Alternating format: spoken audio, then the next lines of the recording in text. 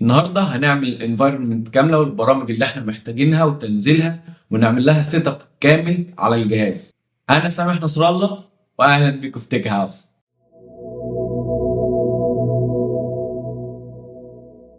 هنحتاج 5 برامج بس انا مش هدخلك في تفاصيل دلوقتي. يلا بينا نبدا الفيديو على طول. يلا بينا جوه الكمبيوتر. دلوقتي احنا دخلنا جوه جهاز الكمبيوتر زي ما انتم شايفين، والمفروض ان انا هنزل 4 برامج. تمام، 2 اختياريين، انت مش مطالب ان انت تستخدمهم او تنزلهم بشكل اجباري، و2 هم دول الشغل الاساسي بتاعنا. تعالوا نفتح مع بعض البراوزر. اول حاجه هنزل اول برنامج وهو جافا ران تايم. تمام، فانا هقف كده في داونلود جافا ران تايم، اول واحد اهو، وهدخل هنا عادي جدا وهنزل اي نسخة من دول. لو انت النت عندك كويس فانت استخدم دي افضل نسخة يعني، ولو انت النت عندك ضعيف شوية فانت ينفع تستخدم دي يعني دي حلوة جدا للكمبيوتر بتاعك لو انت النت مش كويس يعني. بس فاللي عايز اقوله هنا ان انت ليه عايز تستخدم جافا اصلا، يعني انت ليه بتنزل جافا، هنستفيد بايه؟ بص يا سيدي، البرنامج اللي احنا هنشتغل عليه اللي هو ناندو تو تتريس ده مبني على لغة الجافا، وبيفتح بحاجة اسمها بات.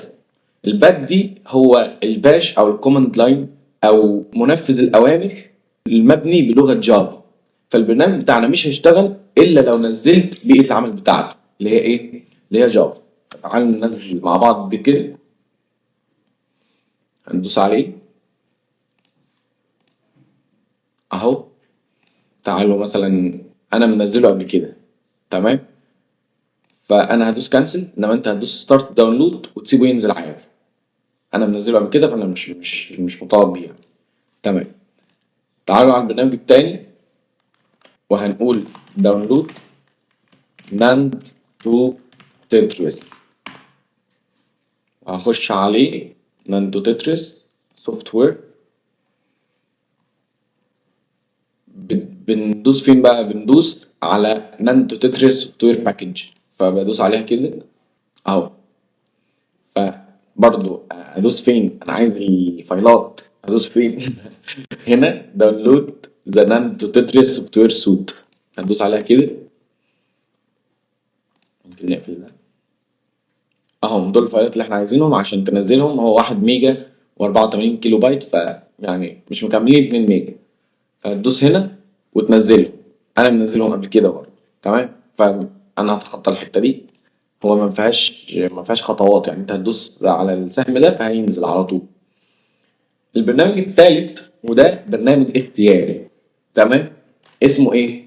اسمه نوت باد بلس بلس. تعالوا ننزله واقول لك ده بيعمل ايه.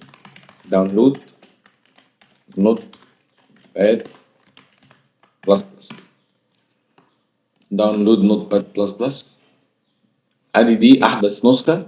تمام، هتدوس عليها كده وهتدوس علشان تنزلها، هتدوس هنا انستولر، هتدوس كده.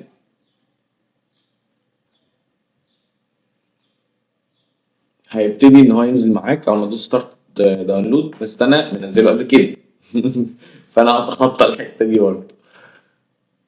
اخر حاجه، اخر برنامج، وده يعني ايه الزبده يعني ايه الحته الحلوه، الحته الممتعه، ده اختياري على فكره، ومش هتستخدمه في الامتحان ولا هتستخدمه بعد كده في حاجه يعني ككود، لكن هو هيفيدك جدا في فهم الكود.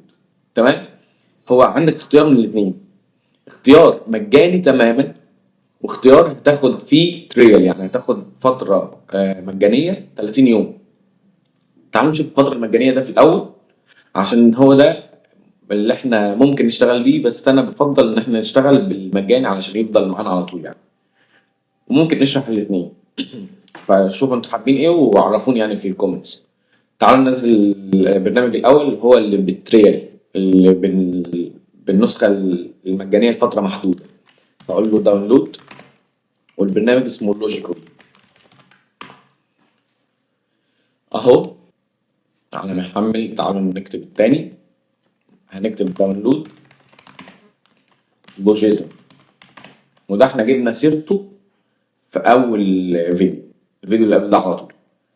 لو انت عايز لوجيزم عادي موجود، ولو عايز لوجيزم ايفولوشن موجود، اختار اللي تحب، يعني الاثنين مفيش فرق كبير ما بينهم يعني. تعالوا هنا ادي عشان انا انزل لوجيكلي، هدوس كده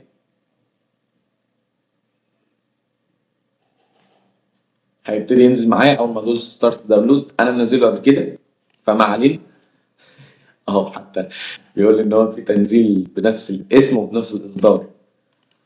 تعالى هنا ده اللوجيزم، هندوس داونلود، بيقول لك يور داونلود ويل ستارت شورتلي، هيبدا اهو. هندوس ستارت داونلود لو انت عايز تنزله، انا منزله قبل كده فمش هنضطر ننزله. تمام، تمام جدا. طيب تمام، بعد ما نزلنا البرامج وجمعتهم في مكان واحد، ده المنظر اللي هيبقى عندي اول حاجه الجافا ران تايم، وده اللوجيكلي، وده اللوجيزم، وده نانتو تتريس، وده نوت باد بلس بلس. تمام، تعالوا نشوف هننزل ايه، يعني هنشتغل ازاي. اول حاجه انا هثبت الجافا ران تايم، ادوس له يس وهستناه. فانا هدوس change destination folder لو انا عايز اغير مكان الراندوم بتاعه. الراندوم بتاعه اللي هو التلقائي هيكون محطوط في السي، لكن انا عشان عندي في السي قبل كده، فانا عشان عايز اوريكم بس الخطوات اللي احنا نمشي فيها، فهدوس change destination folder، هدوس install. اهو بيقول لي غير المكان، ده المكان اللي احنا هنحط فيه الطبيعي، لكن انا هغيره، هخليه مثلا users، سامح ون درايف وديسكتوب. هنلاقي في الناند اهو هنا لازم يكون فولدر امبتي، فانا هعمل كده ادي فولدر فاضي، وهدوس كده نفس الحته اللي احنا كنا فيها،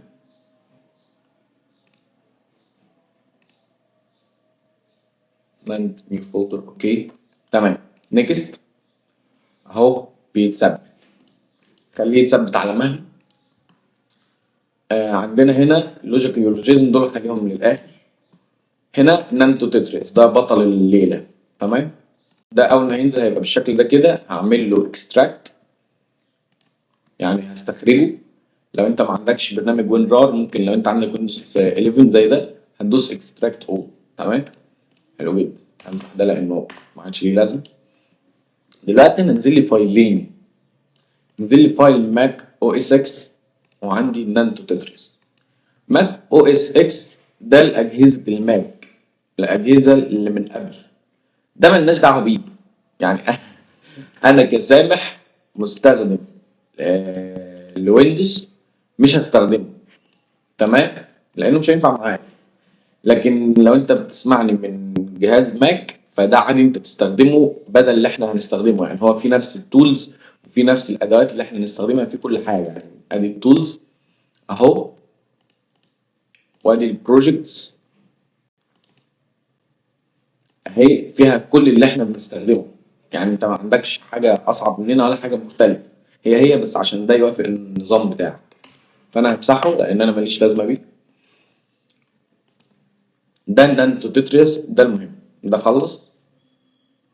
بيقول لي ان في نسخه من الجافا انا مثبتها قبل كده، فهو مش عارف يثبت دي، وبيقول ان اللي فاتت دي هي اقدم. تمام، فانا مش همسحها، لكن انت كمل عادي وهو اهو تمام ماشي، كمل عادي وهو هيتثبت معاك بكل سهوله لو انت ما ثبتوش قبل كده. لكن لو انت مثبته قبل كده مفيش مشاكل، ما تثبتوش تاني ولا تنزله اصلا. تمام، دي ملفاته احنا مش عايزينه لان انا مثبت عندي في السي، فتمام. وادي ده الانستولر ملوش لازمه بالنسبه لي فامسحه. نانتو تتريس ادي الفايل ده، هنشوف خش جواه.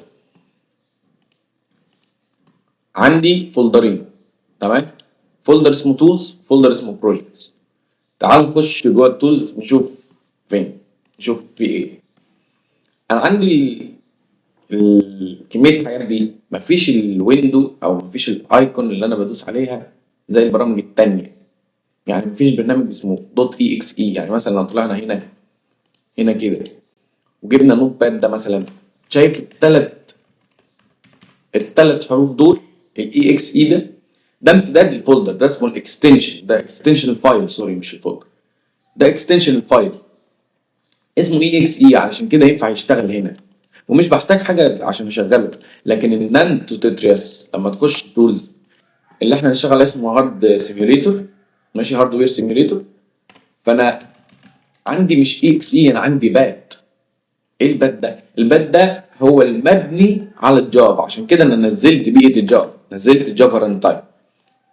تمام، فانا هدوس كده علشان اشغله، البرنامج فتح معايا. تمام، هو ده نانتو تتريس اللي احنا هنشتغل عليه. هي دي الواجهه اللي احنا هنشرحها وهنتعامل معاها وهنفهمها بالتفاصيل، والدنيا تبقى لذيذه جدا، خف. تمام، هل في طريقه تانية ممكن افتحه بيها؟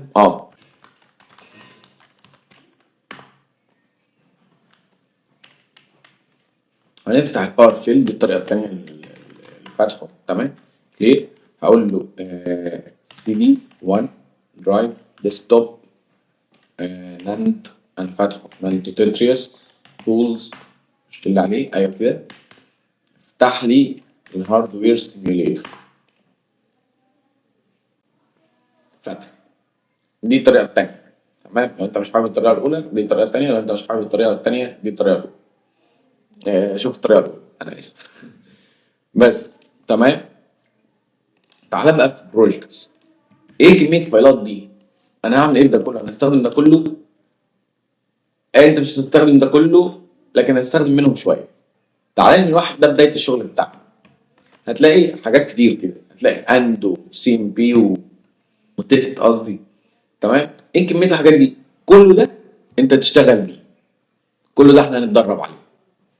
طب ايه الفايلات دي؟ انا كميه الفايلات دي هتعامل معاها؟ هتعامل معاها، الموضوع سهل، الموضوع بسيط جدا، وهتفاجئ ان هو ممتع. يعني هو مش بس سهل وبسيط، لكن هو ممتع جدا. دي بوابه اند، ودي بوابه اند 16، دي بيتس هنعرفها بعد كده. ده الدي ماكس، ده الدي ماكس 4 واي، ده 8 واي، ده ماكس، وحاجات بامانه لذيذه جدا جدا. تمام، في الفايل التاني هنستخدم الأذر، وفيما بعد هنستخدم الفول أذر والهاف أذر، وهنستخدم ال ALU. ال ALU دي اللي هي Arithmetic Logic Unit، دي اللي هي اللي في البروسيس، هنستخدمها برضو بعدين. ثلاثة فيها A و B متقسمة، علشان انت ال A ده جزء وال B جزء تاني. ازاي؟ عندك هنا هتحاكي بي سي، هتعمل فيرتشوال ماشين اللي هو البي سي ده كده. ده البت اللي جوه الرام، ده الرام 8 بت، ده رام 64 بت، وده الريجسترز. طب هل انا هتعامل مع ده كله؟ لو ربنا ادانا عمر يعني ان شاء الله هنتعامل. بعدين ده رام 4K بقى. يعني ايه 4K؟ يعني رام 4000 بت، يعني 4 كيلو. فانت لسه بعيد، يعني احنا طبعا مش هنعمل كمبيوتر جبار. فاحنا استخدمنا في اول كام فيديو على ايه؟ على الواحد بس. تمام، حلو جدا. تعال نشوف بقيه البرامج بتاعتنا. نوت باد بلس بلس ده برنامج زي النوتة، ولما بتفتحه بيبقى زي كده، نفس الواجهه دي. ده انا كنت بذاكر المنهج اللي انا هشرحه عادي جدا اهو. طيب ايه اللي مخليني يعني ماسك فيه وبقول ان ده نزله افضل؟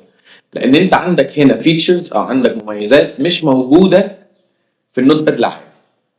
تمام، فهنا بتسهل عليا وبعرف اتعامل معاه بصوره اسرع وبيستجيب ليا، وفي فيتشرز ومميزات كويسه بالنسبه لي. تمام، لو انت مش عايز تنزله ما تنزلوش عادي، يعني الموضوع مش اجباري. لوجيكلي ولوجيزم، تعال نشوف كده. يس، نكست. انا السي عندي قرب يتملى، يعني ايه، تعال نشوف حته تاني. براكتيكال self learning program files. تمام اوكي نستو complete نزل.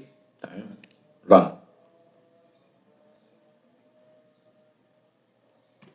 accept. هقول له start 13 day trial close. ايه ده بقى؟ بص فيه ده علشان احنا نعرف نعمق فهمنا اكتر. تمام. فمبدئيا لما انت بتحرك البكره كده اللي في الماوس بتزوم ان وتزوم اوت. تمام حلو جدا. هنا عندك دي كل البوابات اللي احنا هنستخدمها واللي مش هنستخدمها يعني في كتير هنا مش يعني هنا مفيش تقريبا غير التراي ستيت دي هي اللي احنا مش هنستخدمها. عندك بقى ايه يعني الفيل فلوبس والاذرز دي حاجات متقدمه احنا مش هنوصل لها دلوقتي. تمام.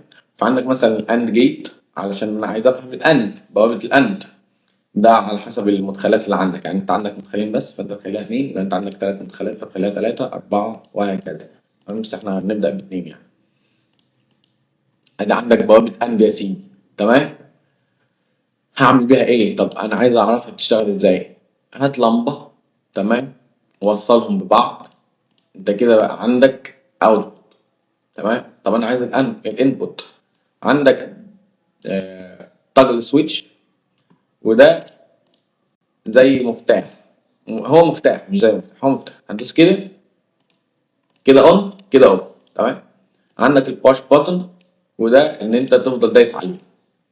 يعني انت لو عملت كده وفضلت دايس هنا اون. لو انا شلت ايدي اوف اون اوف.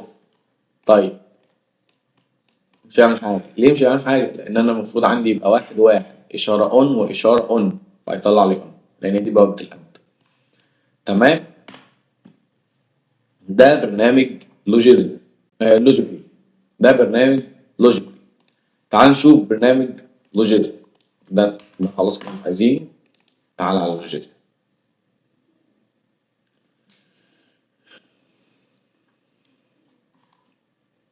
على طول كده على طول كده من غير انستول.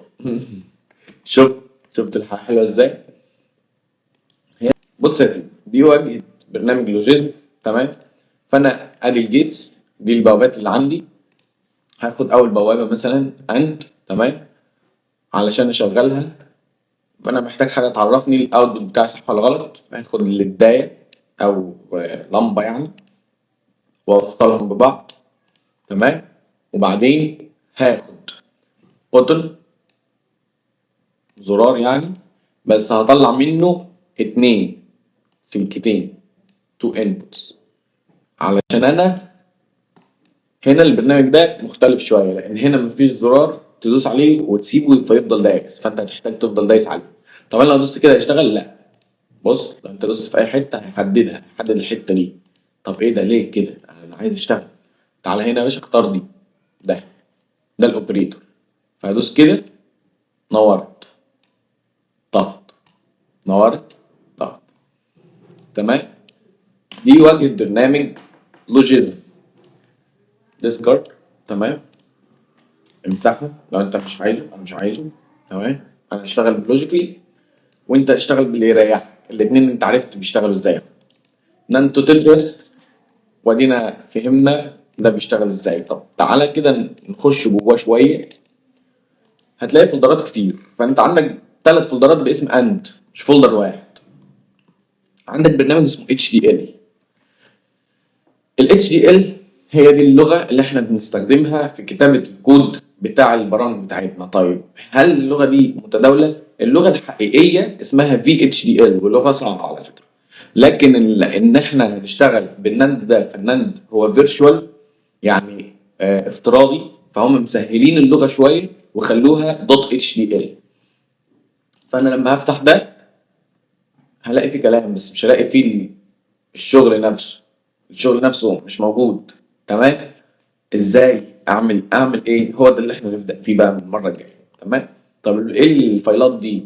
يعني لو انا فتحت مثلا الفايل ده تعال نوت باد اولويز هتقول لي ايه ده؟ ده التروث تيبل بتاع الاند. اقول لك ايوه بالظبط. طب محطوط ليه؟ انا كده ممكن ابوظه وممكن العب فيه. هنفهم ليه محطوط كده ومتساب يعني. في فايل تاني اسمه تيست، ده هتلاقي ايه ده؟ ايه الكلام الكبير ده؟ انا المفروض افهم ده؟ ايوه هتفهم ده وهتتعامل معاه. الموضوع سهل وهتلعب فيه كمان وهنغير فيه وهنتعمق في فهمه. بس ده امتى ان شاء الله يعني؟ ايه ده قول يا ماشي، ده قدام شويه بس يا سيدي. وكل البرامج اللي احنا استخدمناها دي، لو انت مش عايز تدخل جوجل كروم عندك او البريف او اي براوزر عندك وتنزلهم بنفسك، فانت هتلاقي اللينكات بتاعت كل البرامج دي في الديسكريبشن وفي اول كومنت تحت. تمام، حلو جدا. احنا استخدمنا النهارده جافا ران تايم، نانتو تترياس، ولوجيكلي، ولوجيزم، ونوت باد بلس بلس. تمام. عايز اقول لك حاجه قبل ما تفتح اي لينك، ده عامه يعني، ده مش عندنا بس لكن ده في اي حته تاني. نقفل كده معلش، ده دول كنا سايبينهم مفتوحين. قبل ما تفتح اي لينك في من اي حته تاني، خش على جوجل كروم او خش على بريف او اي حاجه وهات فيروس توتال. هتفتح اللينك بتاعه او الموقع وهتفتح يو ار ال. هنا حط اي لينك معاك، خده كوبي من غير ما تفتحه وحطه هنا ودوس سيرش. تمام. لو لقيت بيقول لك 0 على 97 يعني no security vendors flags this URL as malicious، انت كده في الامان. افتح اللينك عادي ما فيهوش اي خطر. تمام. وحتى لو دخلت هنا هتلاقي كله كلين، يعني كله نظيف. تمام. كله ما فيهوش فيروس، كله ما فيهوش هاكر، ما فيهوش هاكينج تول، يعني ما فيهوش حاجه ممكن تاثر على جهازك، ما فيهوش حاجه ممكن تدخل هاكر على جهازك، ما فيهوش حاجه ممكن تسحب بياناتك، ما فيهوش حاجه تتتبعك. انت كده في الامان. افتح الموقع. تمام. لينك الموقع ده هسيبه لك برده مع اللينكات في الديسكربشن وفي الكومنتس. تمام. حلو جدا. خد، وكل اللينكات دي هتلاقيها موجوده ومتاحه وشغاله. حلو. المره الجايه هنبتدي نعمل ابسط البوابات المنطقيه، هي البيزك لوجيك جيتس، باستخدام بيئه العمل اللي احنا عملناها النهارده. تمام. لو الفيديو فادك وفهمت منه ولا حاجة واحدة، ما تنساش اللايك وما تنساش تعمل سبسكرايب علشان يوصل لك كل شرح زي كده أول بأول. أشوفكم الفيديو الجاي. سلام.